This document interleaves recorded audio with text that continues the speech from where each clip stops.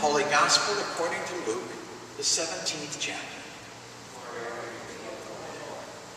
The apostles said to the Lord, "Increase our faith." The Lord replied, "If you had faith the size of a mustard seed, you could say to this mulberry tree, 'Be uprooted and planted into the sea,' and it would obey you. Who among you would say to your slave who has just come in from plowing or tending the sheep in the field, 'Come here at once and take your place at the table'? Would you not rather say to him, 'Prepare supper for me. Put on your apron and serve me while I eat and drink. Later you may eat and drink'? Do you not thank the slave for doing what was commanded? So you also, when you have done all that you were ordered to do, say, 'We are worthless slaves. We have done only what we ought to have done.'" The Gospel of the Lord. Praise to you, O Christ.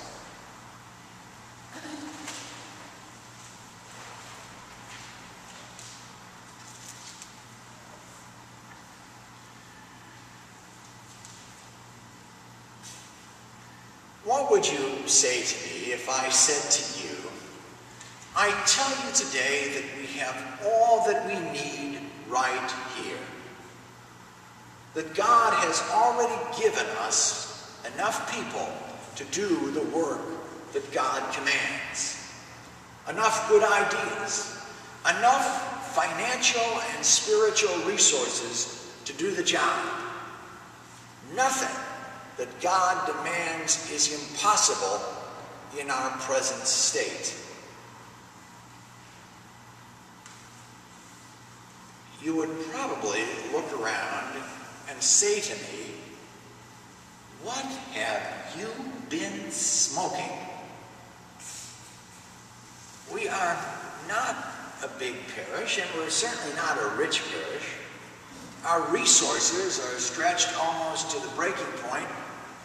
We've got kids to educate, bills to pay, a building that needs work, and there are only so many of us and so many hours in the day. What is this with our present gifted state business? Actually, if you approach this from the purely rational point of view, you would be right. The bean counters among us would point to our bills, paid and unpaid, and say there is not enough money. The attendance takers among you would say there's not enough people. The contractors among you might point to the flaws in our building and say that there is never going to be enough time or person power to fix all this. Looking at the surface things, you might be right. But remember, there are always two ways of viewing any kind of situation. We can look through the eyes of reason, or we can look through the eyes of faith. Luther called reason the devil's whore.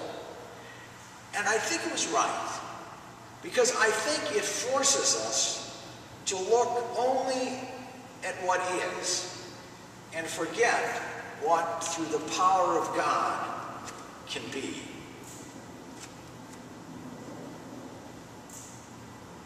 In the psalm we read today, the children of Israel had almost given up on their faith.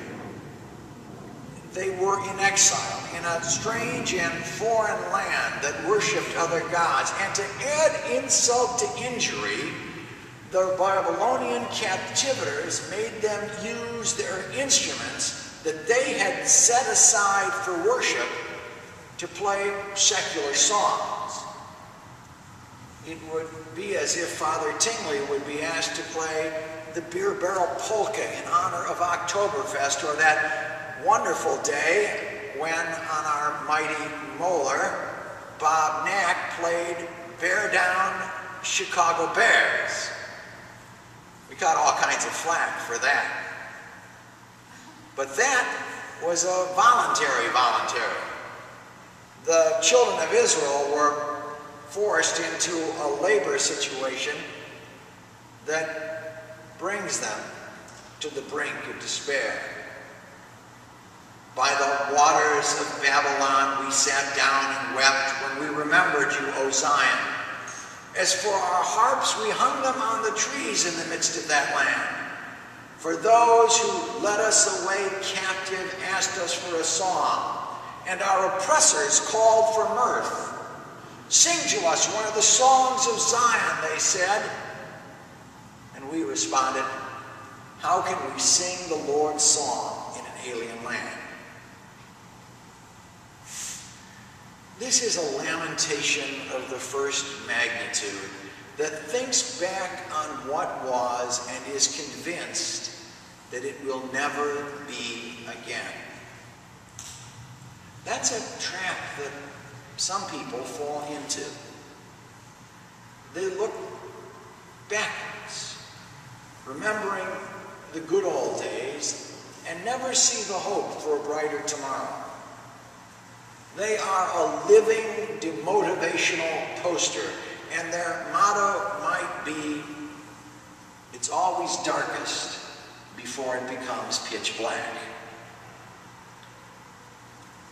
I know I have told this story before, but since it has forever shaped my way of thinking, I figure if I tell it enough times, maybe it will shape yours.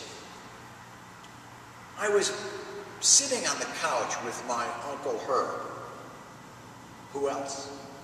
Listening to someone on television go on and on about how wonderful things were in past times. And so I asked him, what do you remember most about the good old days?